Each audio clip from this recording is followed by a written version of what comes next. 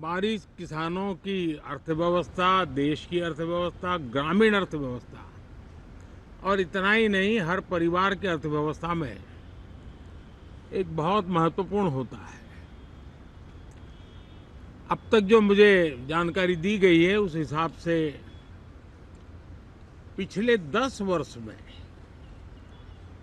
जो पानी का भंडार हुआ है इस बार, वो करीब करीब 3 गुना हुआ है, जिसका आने वाले दिनों में भी देश के अर्थतंत्र को बहुत लाभ होगा। साथियों, ये मॉनसून सत्र राष्ट्र के लिए ये बहुत ही गौरवपूर्ण सत्र है।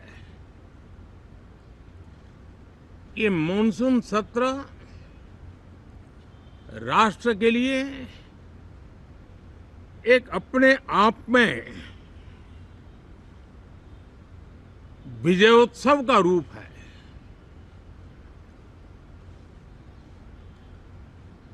और जब मैं कहता हूं कि सत्र राष्ट्र गौरव और विजयोत्सव का सत्र है, तो सबसे पहले तो मैं पहली बार इंटरनेशनल स्पेस स्टेशन पर भारत का तिरंगा झंडा वहां लहराना, ये हर देशवासी के लिए गौरव की पल है।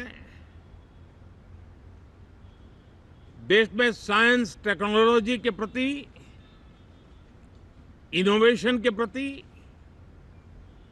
नया उमंग और उत्साह भरने वाली ये सफल यात्रा रही है। और पूरे सांसद, लोकसभा राज्यसभा दोनों सदन, देशवासी जिस गौरव का अनुभव कर रहे हैं उसमें एक स्वर से जुड़ेंगे, एक स्वर से इसका यशगान होगा। जो भारत को अंतरिक्ष में नई ऊंचाइयां पर पहुंचाने वाले जो भावी कार्यक्रम हैं, उनके लिए भी प्रेरक बनेगा, प्रोत्साहक बनेगा। साथियों, ये मॉनसून सत्र एक विजयोत्सव है। पूरी दुनिया ने भारत की सैन्य शक्ति का, भारत के सैन्य के सामर्थ्य का रूप देखा है। ऑपरेशन सिंदूर में भारत की सेना ने जो लक्ष्य निर्धारित किया था, 100% अचीव किया। आतंकियों के आकाओं के घर में जाकर के 22 मिनट के भीतर भीतर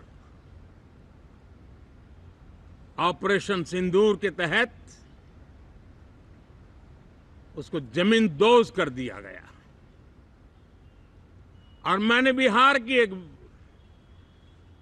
कार्यक्रम में इसकी घोषणा की थी, जो हमारी सैन्य शक्ति ने बहुत ही कम समय में सिद्ध करके दिखा दिया। और इसमें मेड इन इंडिया सैन्य शक्ति का ये नया स्वरूप, इस पर भी दुनिया बहुत आकर्षित हुई है। इन दिनों विश्व के जिन जिन लोगों से मिलना होता है तो भारत के इस मेड इन इंडिया जो औजार तैयार हो रहे हैं, उसके प्रति दुनिया का आकर्षण बढ़ रहा है। मुझे विश्वास है कि जब सदन इस विजयोत्सव को एक स्वर में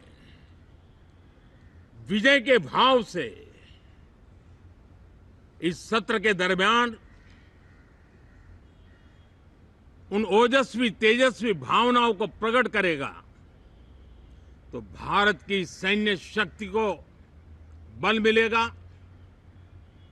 प्रोत्साहन मिलेगा, देशवासियों को प्रेरणा मिलेगी और सैन्य क्षेत्र में जो रिसर्च, इनोवेशन और मैन्युफैक्चरिंग हो रहे हैं, made in India defence equipment बन रहे हैं,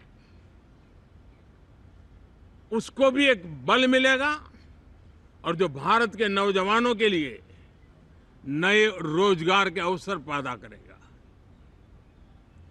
साथियों,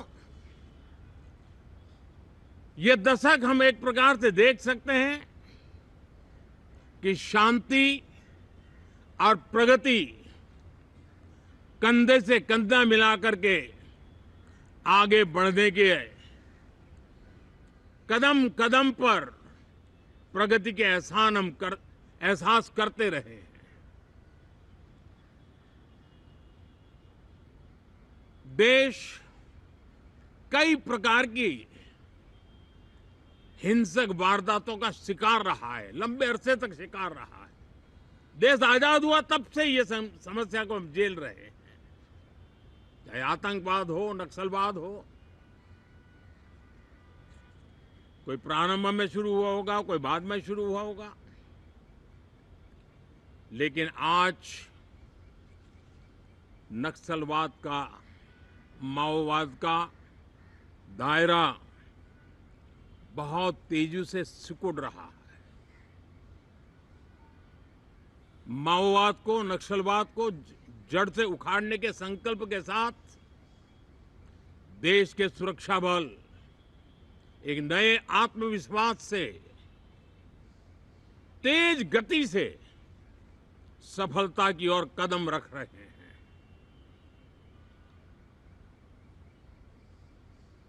और मैं गर्व से कह सकता हूं,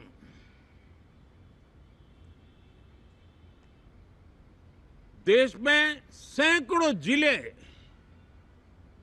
नक्सल की चपेट में से निकल करके आज मुक्ति का सांस ले रहे हैं। हमें गर्व है कि बम, बंदूक और पिस्तौल के सामने हमारा देश का संविधान जीत रहा है, हमारे देश का संविधान विजयी हो रहा है। देश के उज्जवल भविष्य के लिए साफ दिख रहा है कि कल तक जो रेड कॉरिडोर थे वो आज ग्रीन ग्रोथ जोन में परिवर्तित होते नजर आ रहे हैं। साथियों, एक के बाद ऐसी घटनाएं देशभक्ति के लिए, देश की भलाई के लिए संसद में पहुंचे हुए हर माननीय सांसद के लिए गौरव का पल है। और संसद के इस सत्र में ये गौरव गान पूरा देश सुनेगा, हर सांसद से सुनेगा, हर दल से सुनेगा। साथियों, आर्थिक क्षेत्र में भी जब 2014 में आप सबने हमें जिम्मेवारी दी, देश फ्रेजाइल 5 की अवस्था से गुजर रहा था। 2014 के पहले वैश्विक अर्थव्यवस्था में हम 10वें नंबर पर थे और आज भारत तेज गति से दुनिया की तीसरे नंबर की अर्थव्यवस्था बनने की दिशा में आगे बढ़ रहा है, दरवाजे पर दस्तक दे रहा है। इन दिनों 25 करोड़ गरीबों का गरीबी से बाहर निकलना, जिसको विश्व की अनेक संस्थाएं सराहना कर रही है। देश में एक जमाना था 2014 के पहले जब महंगाई का दर, इन्फ्लेशन रेट डबल डिजिट में हुआ करता था। आज 2% के आसपास आकर के देश के सामान्य मानव के जीवन में राहत बन गया है, सुविधा बन गया है। लो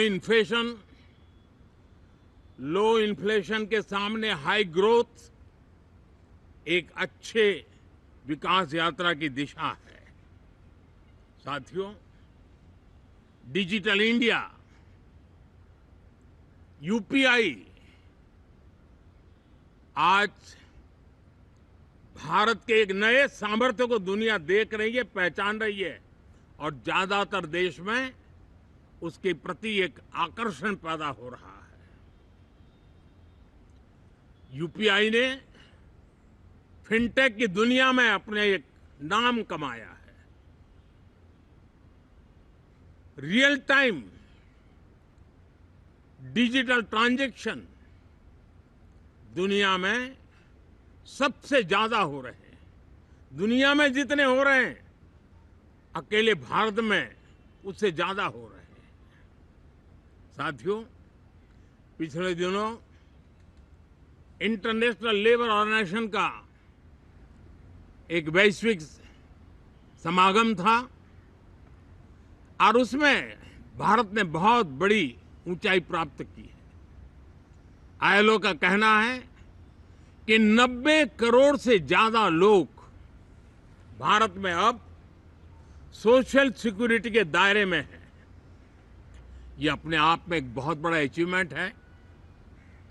उसी प्रकार से वैश्विक संस्था WHO ने ये कहा है कि भारत अब आंख की जो बीमारी आमतौर पर बारिश के सीजन में ज्यादा देखी जाती थी, ट्रैकोमा, अब भारत को WHO ने ट्रैकोमा फ्री घोषित किया है।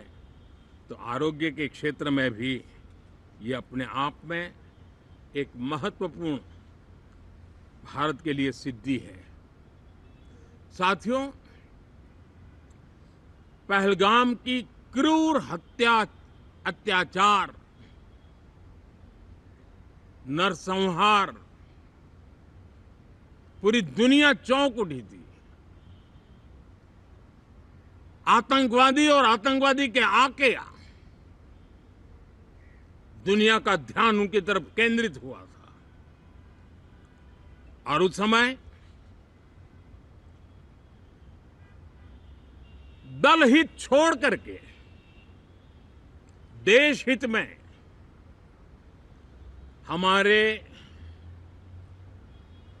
ज्यादातर दलों के प्रतिनिधि, ज्यादातर राज्यों के प्रतिनिधि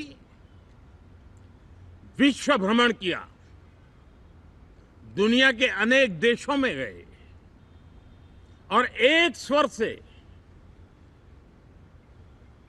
दुनिया के सामने आतंकवादियों का आका पाकिस्तान को बेनकाब करने का एक बहुत सफल अभियान चलाया। मैं आज राष्ट्र हित में किए गए इस महत्वपूर्ण कार्य के लिए उन सभी सांसदों की सराहना करना चाहता हूं, सभी दलों की सराहना करना चाहता हूं और उसने देश में एक सकारात्मक वातावरण पैदा किया। विश्व ने भारत की बात को स्वीकार करने की दिशा में अपने मन के द्वार खोले और इसके लिए ये हमारे सांसदगण, हमारे राजनीतिक दल सराहना करने के मेरे लिए सौभाग्य है। साथियों, हम जानते हैं कि ये स्पिरिट, एक स्वर, एक एकता का वातावरण देश को कितना उत्साह से भर देता है। विजयोत्सव का ये पर्व इस मॉनसून सत्र में भी उसी भाव से प्रकट होगा, देश की सैन्य शक्ति को सराहना करेगा, देश के सामर्थ्य का गौरवगान करेगा और देश के 140 करोड़ नागरिकों को नई प्रेरणा का कारण बनेगा। मुझे विश्वास है कि हम सब मिलकर के डिफेंस के क्षेत्र में आत्मनिर्भर होने के इन प्रयासों को बल दें, सेना के सामर्थ्य की सराहना करें और मैं आज देशवासियों के सामने जरूर कहूंगा और देश के राजनीतिक दलों से भी कहूंगा कि देश ने एकता की ताकत देखी है, एक स्वर का सामर्थ्य क्या होता है देखा है। तो सदन में से भी सभी माननीय सांसद उसको बल दें, उसको आगे बढ़ाएं और मैं जरूर कहूंगा राजनीतिक दल अलग अलग हैं, हर एक का अपना एक एजेंडा है, अपनी एक भूमिका है, लेकिन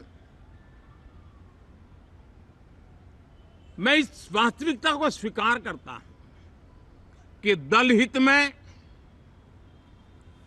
मत भले न मिले, लेकिन देश हित में मन जरूर मिले। इसी एक भावना के साथ इस मानसून सत्र से देश के विकास यात्रा को बल देने वाले, देश की प्रगति को बल देने वाले, देश के नागरिकों को सामर्थ्य देने वाले अनेक विधेयक प्रस्तावित हैं। सदन विस्तृत चर्चा करके उसको भी पारित करेगा। मेरी सभी माननीय सांसदों से उत्तम डिबेट चलाने के लिए शुभकामनाएं हैं। बहुत बहुत धन्यवाद।